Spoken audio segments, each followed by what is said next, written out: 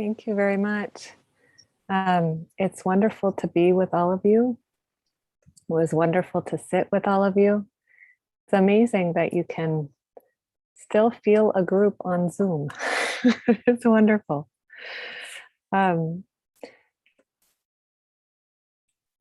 Basically, I want to start just a little bit about my odd path to practice. So it was mentioned in the introduction, but I've been doing work on sexual assault and domestic violence for about 24 years. And it led me to the cushion. It led me to my meditation practice, to my teacher. It's led me to a lot of places. I ordained in 2005 with my teacher, with Gengo Akiba, and then moved to Liberia just a few weeks after ordaining. I don't think it's what he had in mind. And he knew that it would be my monastery wherever I went. It was right after the war there, and it launched me, I would say, into a discovery. It's not a new discovery, it was a new discovery for me of racism, the current impacts of slavery and colonialism, maybe beginning to look at my own arrogance in those ways. I have practiced a lot over time with him, with my teacher, and with other teachers in the US and in Japan. And what keeps cycling back for me is I loved the Buddha's story. We had the same life koan about human suffering. Maybe mine was led to by a different form of human suffering. I felt that death and old age are not preventable, but rape is. And there was something in that kept catching me. And I fought my own story. I fought for decades. And that fight still arises sometimes in me. And it's exhausting. So I had to start to draw my energy from somewhere besides anger. And so I want to talk this evening a bit about social justice as our practice, or as a piece of our practice, as a manifestation, one of the manifestations of our practice. And because I get the sense that this community is mostly already there, I won't go into the why so much. I think we've all understood that just like seated meditation and ceremony and weeding the garden and cooking and eating and cleaning are all parts of our practice and parts of our daily life of practice, social justice is also part of that. It's in some ways, the one thing I will say is it's about cultivating the causes and conditions for awakening in beings. And it helps us it's a check in some way. It helps us to not get super philosophical or self-centered about our practice. In a religion that's sometimes maybe been misconstrued as purely about self-care, it's part of the ethical and communal dimension of our practice that's important. But again, I don't want to focus on why. I think you already understand why. There's a koan that I love. It was the one for those of you who do Shuso ceremonies, is the one for my Shuso ceremony. Yunyan's great compassion. Yunyan asked Tao, what does the Bodhisattva of great compassion do with so many hands and eyes? Tao said, it's like someone reaching back for the pillow at night. So just to say, again, we don't need to talk so specifically about the why, because this is, to me, one of the things that comes to the fore when I hear that first part of the exchange. Reaching back for the pillow at night is something we don't have to think about. It's just, it's the most natural thing in the world, right? We don't even have to be awake in order to do it. Some of you may have heard Reverend Ishu Fujita give talks before. He's a great Zen teacher. And I remember him telling the story in his talk that illustrates something similar. He's talking about a man who was in great pain, great personal suffering, and wanted to kill himself. And he was going to do that by jumping off the edge of a cliff. But the ground was quite uneven leading up to the cliff. And he was running and just full of pain and wanted it to end, and was running toward the edge of a cliff. And the ground was uneven, so he tripped on something. And as he fell, without thinking, his hands came forward to protect himself from the fall. It's that innate peace that rises within us of protecting ourselves and others. And we can be injured or our view distorted in ways through pain that leads us to forget that. And at the same time, it is the most natural thing in the world. So that's why that's as much as I'll talk about why, right? Because we all know why.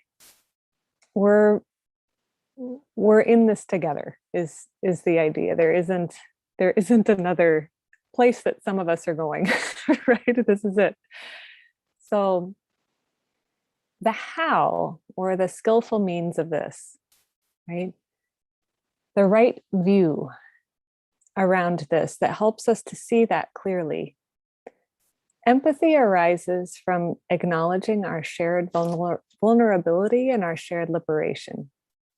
So, in Buddhism, we talk a lot about what helps us to seek the path, what helps each of us, our minds, to seek the path.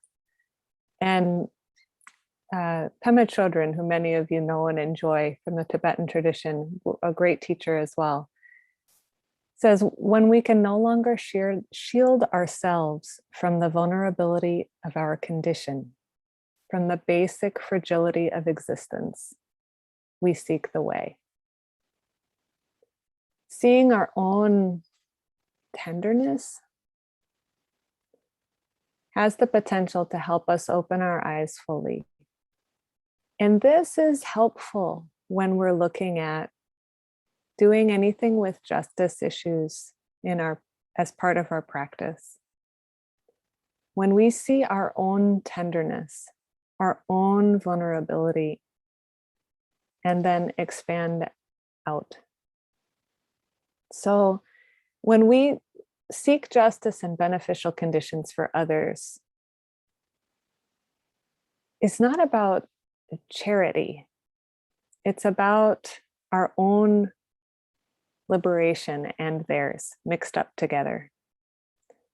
So some of the things that I connect with as a beginning point, maybe. I struggled with depression in high school. I was suicidal for some time. As a rape crisis counselor, I burned out multiple times and found myself starting to distrust, not feeling happiness in daily life, where the food loses its flavor, that state of mind. I've been sick and alone in a hospital in a country that was not my own, where I was alone, so alone, and where the health system was not sufficient for what I needed. I've been dumped by someone I thought I was going to marry. I've been isolated. I've been afraid of someone that I had to stay overnight with. I've been yelled at and hated and threatened by people who barely knew me, but thought they did. I've had loss of someone who I cared deeply for that was taken from me. Many people are in these situations as we speak, and so many others. We've all had difficult times. Because in life there's old age and sickness and death, and life is insubstantial. It's not, you can't hold on to it, right? And it's not about a personal failing or fault of ours. It's just like this sometimes. That's the first noble truth, right? Part of this is this beautiful, beautiful teaching. Someone that I practiced with and see as a great teacher of my life, who just passed away, Tai Haku, priest that was in Vermont. One of her great teachings is a student came to her and said, all about being dispassionate in Buddhism and not caring what arises in life. And she said, well, that sounds interesting. She said, I suppose you could do that. It's not how I woke up, though. For me, awakening is make your caring bigger. Whatever you already care about, those things you've experienced, those pains that you have had, be with them and sit with them and expand your caring from there outward until there isn't anything at all you don't care about. Right? That's sitting with the First Noble Truth. And that is what is asked of us when we do this work in social change as part of our practice. The doing of this is not so easy, but it's about really being able to be with that discomfort and getting friendly with it. Sitting with those unpleasant emotions. And I know many of you have gone far beyond this understanding. It's not un-Buddhist to feel unpleasant emotions. It's un-Buddhist to run from them and to be dishonest with ourselves that they're there. If we can't feel what we're feeling, it's difficult to give permission to others to do so or to feel empathy with them. So our liberation is bound up together and has everything to do with how we sit with conditions when they're not ideal. When we fail to see that our liberation is bound up together, that we too have pain and that there is mutual transformation and expansion that happens when we see the bigness of that, the various forms of pain that we all hold. And when we see the opening of the transformation that happens when we can sit with it together, when we fail to see that that awakening is bound up with one another, and our false view of egotism or arrogance, even pity, charity, those types of mindsets, when those start to arise, it doesn't go so well. It doesn't go so well for us, and it doesn't go so well for others. So some of you have heard in the introduction, I work in Haiti. I lived there for years. I went back and forth until COVID began for a few years as well. And then I haven't been able to travel. And now I just get messages on WhatsApp and on the phone and from people, and all they're living right now as I'm at a distance, and people who every inch of their face and hands and homes I can imagine, and I have been there, and I have held those hands, who are really in a difficult place. The relationship I have with them is deeply, our liberation is bound up together. Haiti has saved my being on many occasions, and it's just beauty and grace and toughness.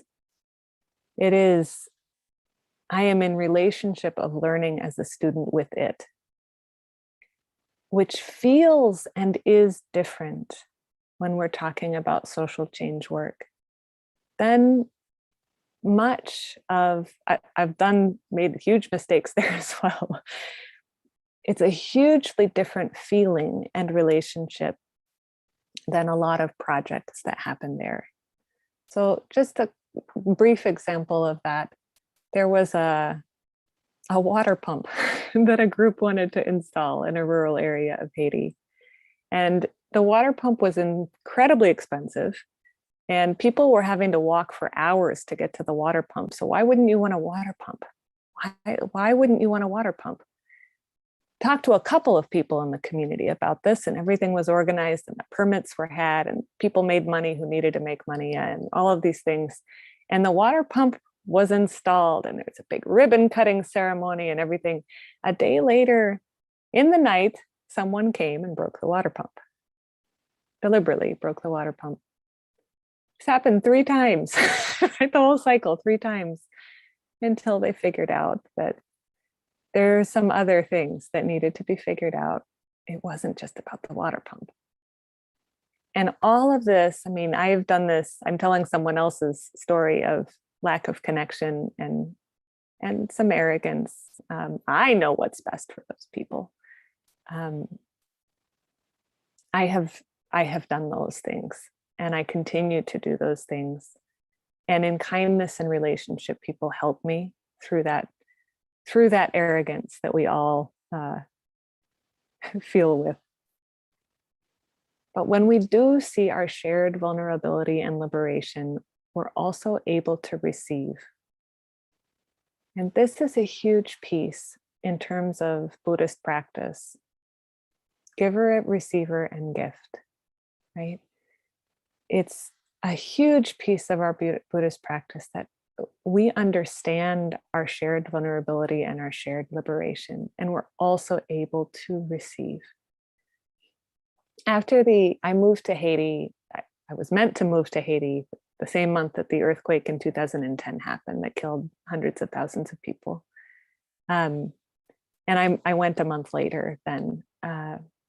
And I was there, and I'm learning the language. I'm in this rural area. I'm not helping anybody in my own, I'm trying to still figure out how to bathe myself at that point.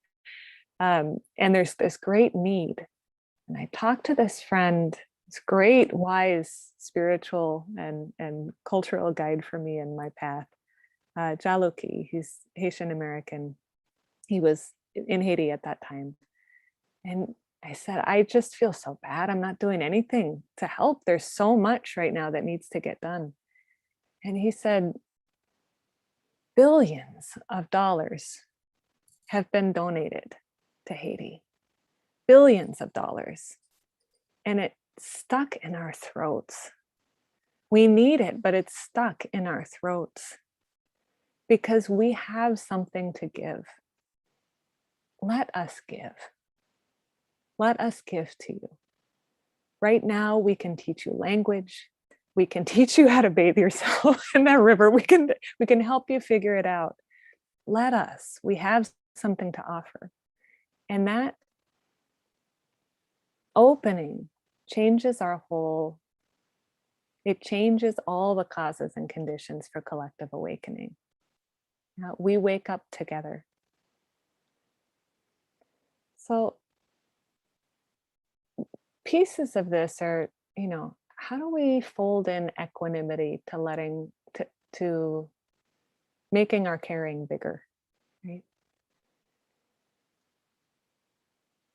This is really difficult in social change work in my experience. Maybe not everyone has a hard time with this. Some people have a harder time with the caring.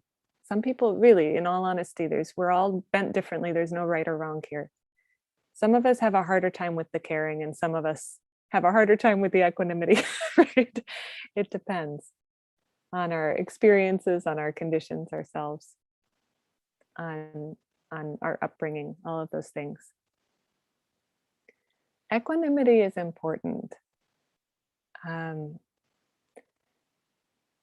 Sharon Salzberg calls it the spacious stillness of mind, within which we can remain connected with others and all that happens around us, while remaining free of our conditioned habit of grasping at the pleasant and pushing away the unpleasant. That's most of life, isn't it? Is us grasping at the pleasant and pushing away the unpleasant. It's so easy. It's so ingrained to do that.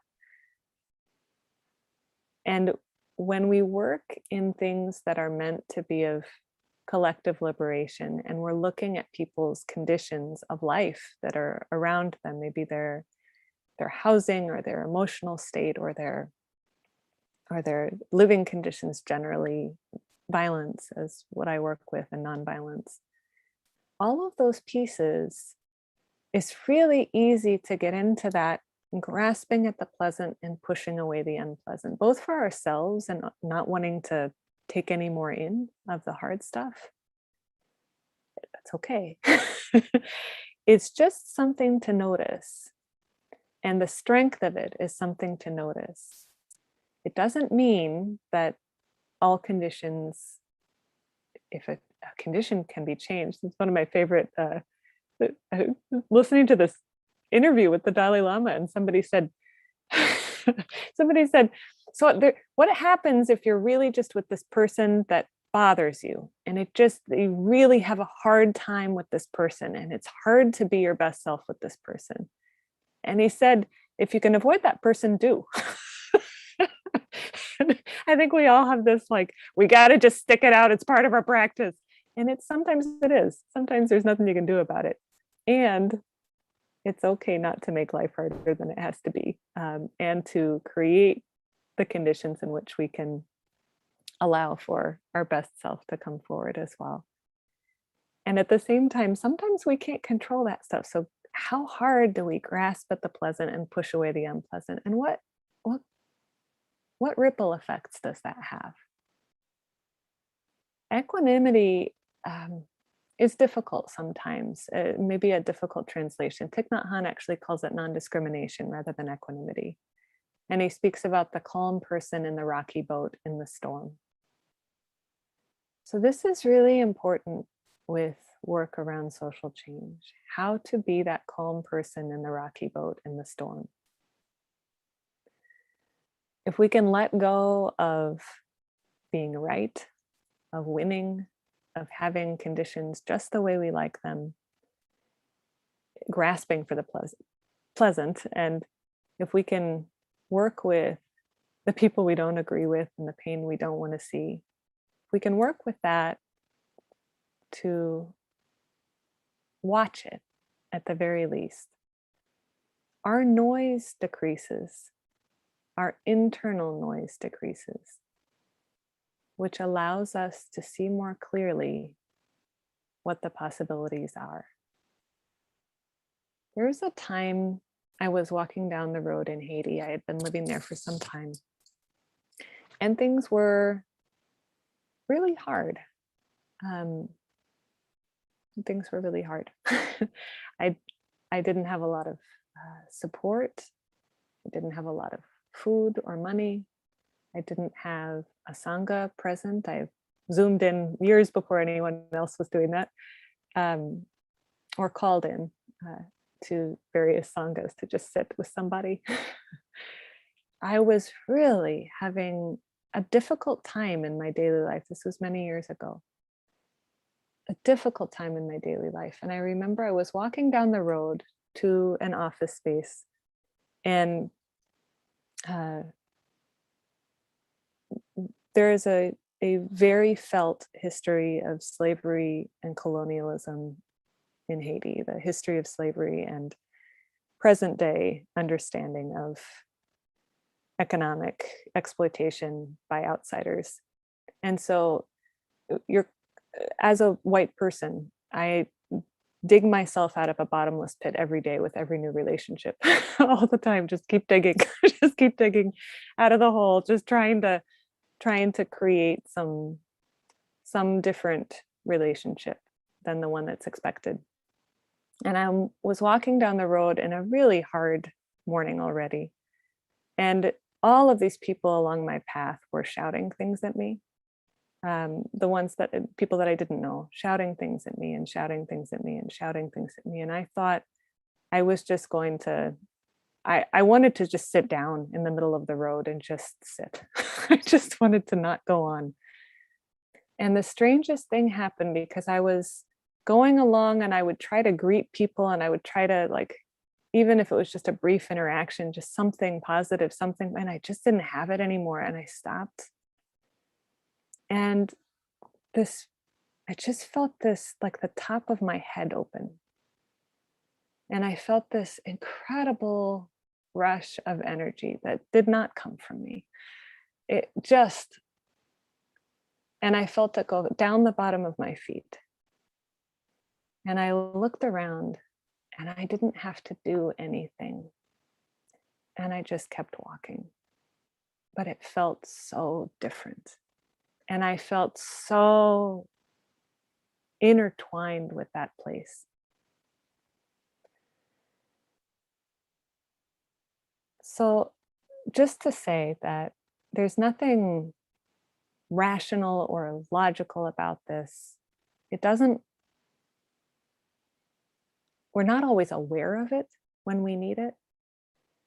And just to remember that that universal being of awakening is accessible at absolutely every moment, in every space, is here for us. We just need to orient ourselves to it and open to it. And often this practice of seeking social justice and the conditions for awakening for all beings, it's an ideal set of conditions to both look at our own pain and examine that First Noble Truth and all of its nuances and iterations, and an ideal place for that opening to occur. So I want to actually stop there, because I find that the most helpful teachings often come from students' questions and quandaries about these issues. So I know it's not something you always do here, but I'd like to offer the opportunity for questions or dialogue at this time, if that's okay. So one way we could do that is, of course, if there are chaplaincy participants that want to raise their hand. Also, if you're on Zoom, if you're on YouTube, feel free to put any questions or comments in the chat, and I can share them from there. So I'm just looking right now.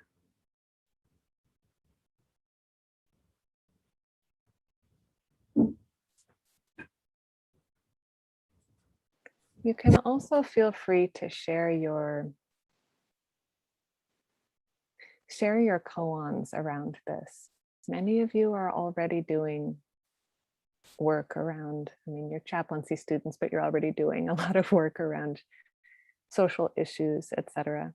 You're welcome to also say and mention, this is my koan. It's not an answerable, it's an answerable thing by anyone or anyone else. You're welcome to share those here. So we have Eileen.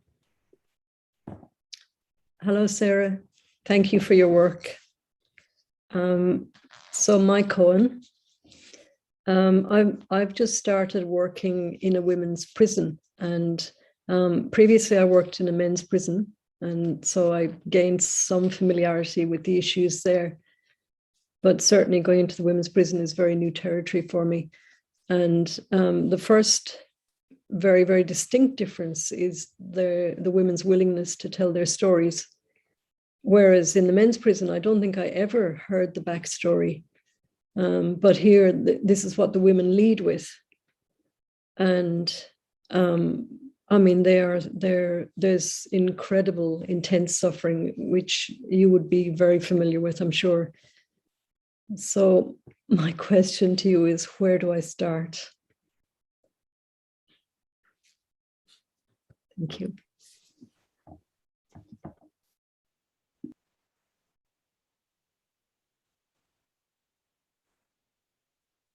So wonderful koan.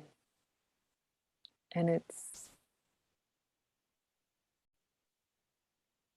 right with that person, with that one moment of opening. And it looks so different in each situation. And it requires our full attention. There is no one size fits all to that one. Everyday koan. What a beautiful koan you have. Listening with all that they are saying and not.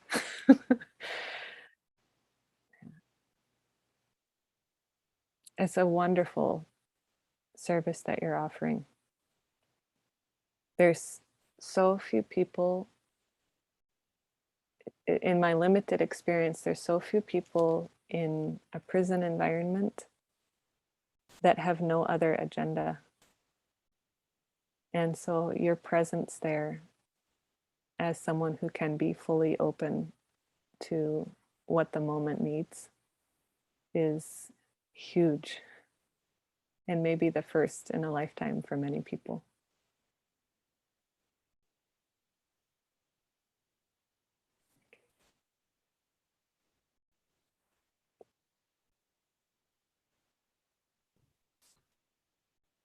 Thank you, Sara. And just one comment in chat stream so far. Thank you so very much for speaking clearly to my present state of being and to the issue of inner versus outer focus. Yeah. Yeah. It's interesting, isn't it? It's when we explore the possibility that there isn't a difference.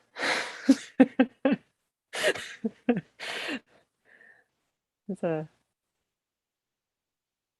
big one.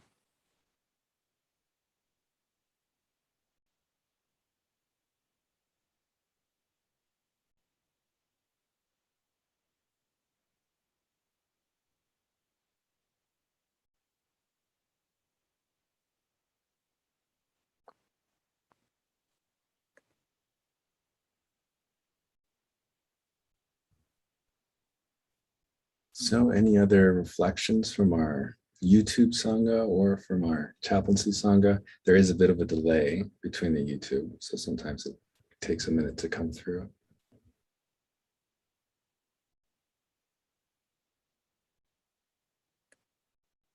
Here's a hand. Robin, go ahead. Sara, I made a couple.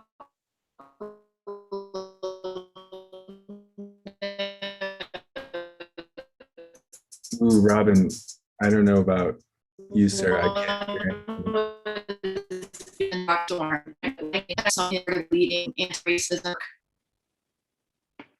I'm sorry, what? Did you catch that, Sara, or is it my internet? No. Yeah, it cut up pretty bad there, Robin. Could you? I'm sorry. Let me make you a little bit smaller and see if that helps. Anyway, you said being a calm person in a rocking boat in a storm. And then the next thing I wrote down was letting go of being right. And I very much value my practice in making it possible for me to be a calm person in a rocking boat in the storm, except when I think I'm right. So that's my koan. And specifically, it's around leading anti-racism work with other people in my Sangha and coming up against conflict, but it's veiled kind of indirect conflict, which I think sometimes happens. Thank you. Yeah, thank you for that one. And thank you for doing anti-racism work, which is, to me, it's like, here's my ego again. Here it is again. Here it is again. I thought I had this one figured out. Nope. Yeah, it's an all-encompassing practice of humility, I have found. And I am really lucky to have relationships of accountability with Haitians who are at this point very blunt with me. A number of friends and people who are like my family who are like, you're doing it again. Were you supposed to be a Zen priest? I thought you were supposed to be working on this ego thing of yours. It is so difficult to get past the conditioning of arrogance that it certainly wasn't something my parents tried to instill in me. It just got there. There's so many systems and things set up that make that difficult to recognize when we're not the one that knows everything and that we're also on the path. And again, I found it really useful to examine my own mistakes there and have that help me to understand and build a bit of empathy for people who don't want to recognize or aren't even recognizing it as an issue yet. Because I don't think I would have expressed it in the way that I hear some express it, but I felt that way at some point. And connecting with that and really sitting with the discomfort of that can help me a lot and lead a lot.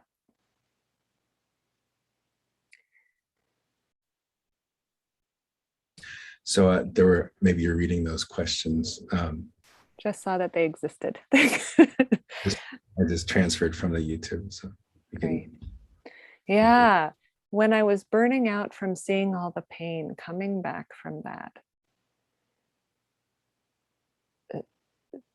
Zazen and other forms of practice have been the only thing that's helped. I will say that for me. In part, I say that because, and some people who have been through a lot of trauma actually find silence quite hard. I have found Zazen to be incredibly vital, I would say. But I also understand that other people might connect with other forms of practice that are, the silence can be hard for people in a triggering way. And just to recognize that. But seeing all the pain for me, coming back with it was about that. And believe me, I tried a lot of other things. I tried a lot of distraction. I tried a lot of, and it's not that those things don't also help for a time. One of the pieces of coming back to, I've learned a lot. Again, like I said, Haiti has saved me in many ways. The people who have been through a lot often have just tremendous skills of coping, taking every opportunity to build and draw on support of a community, Sangha, is just amazing with that coming back. And this is something that cropped up both in the US at rape crisis centers where we're on hotlines all the time, and also in Haiti a lot, finding ways to laugh collectively at the pain. Haitians are brilliant at that one, just laughing at their pain in a way that's an insider laugh, to release it and transform it and reorient it in the brain and in the community are a couple of ways that have been helpful. Yeah. If I may, I know we don't have much time left, but The next one was about being white in Haiti, and can you speak about being white in Ames? Thank you. Yes. It's less in your face, right? It's privilege assumed. It's a lot more nuanced. People don't call me on my stuff in an overt way. The power structure is entrenched and assumed. And because of that, in some ways, it's a lot more difficult to notice your ego in it. It takes real proactive effort to notice your ego in it. Whereas in Haiti, I get on a bus, a public bus, back in the day before COVID, I get on a public bus full of people, and 5 minutes into the ride, half the bus would be giving me a lesson on Haitian history and the history of slavery and the history of US relationships with Haiti. The whole bus is getting into it. Tell her about that. Okay. That type of gift, I would say, is less common because of segregation in the United States. That is very de facto. Those conversations of opening don't happen as readily. And for that reason, we have to sometimes go out of our way to be uncomfortable and to have those conversations brought to our attention. I hope that's helpful. It's a huge part of ego practice to allow ourselves to be uncomfortable and to seek out that discomfort.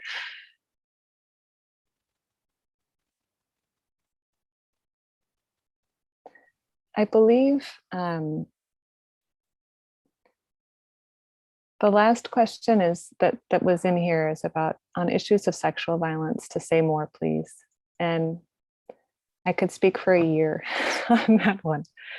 And I just want to maybe sit with the knowledge that there is a lot that is left unsaid with all of these issues. And also that there is great knowledge among your Sangha and great experience within it as well. I would say that that issue of sexual violence is such a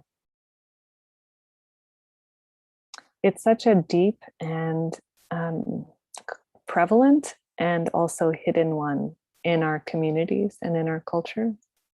And with Me Too and other openings that have happened over time, there are people that are really bringing it up and to the fore.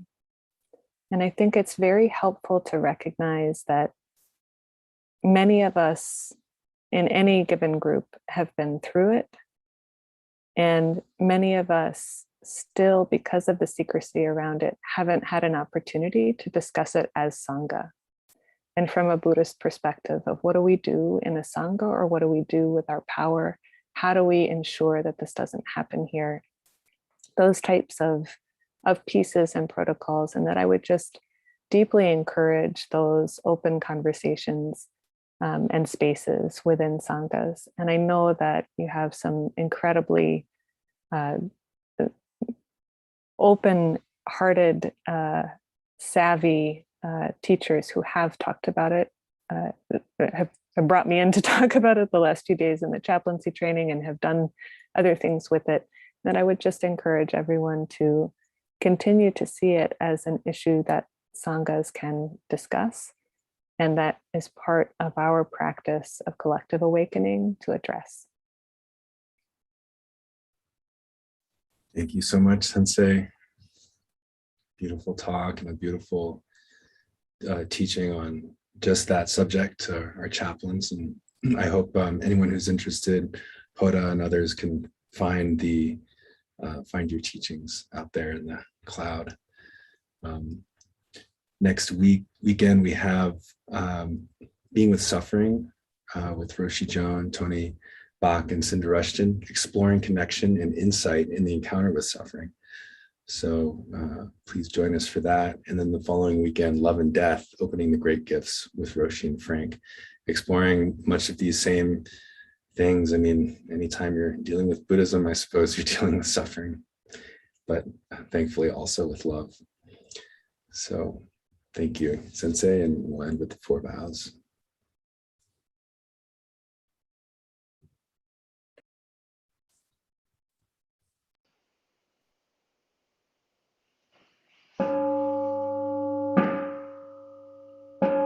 Creations are numberless. I vow to free them.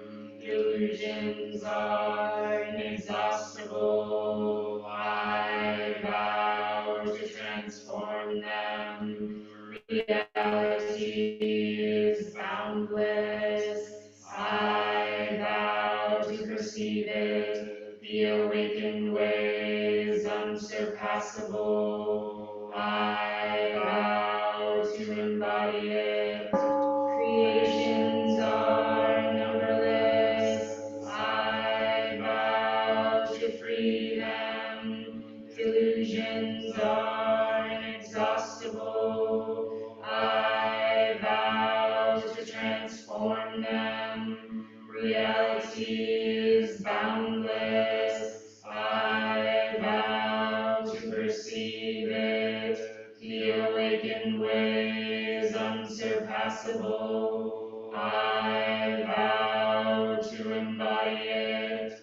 Creations are numberless. I vow to free them. Delusions are inexhaustible. I vow to transform them. Reality is boundless. I vow to perceive it. The awakened way is unsurpassable.